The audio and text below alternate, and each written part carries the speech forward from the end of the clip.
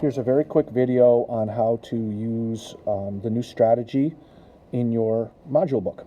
Okay, so I'm going to move this over just a little bit, and all I want you to do is the work in the boxes. You don't have to do any of the stuff over here. So to show 7 divided by 2, I would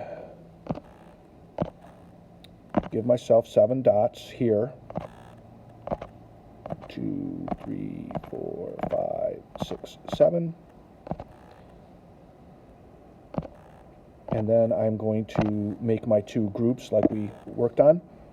Because we're dividing by 2, I'm going to do a group, draw a line here, and then draw a line here. So there are my 2 groups.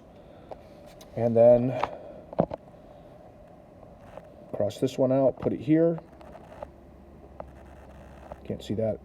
Cross this one out, put it here. Cross this one out, back in group 1. Cross this one out, put it in group 2. Back to group 1. Group 2. And notice that I have 3 in each group.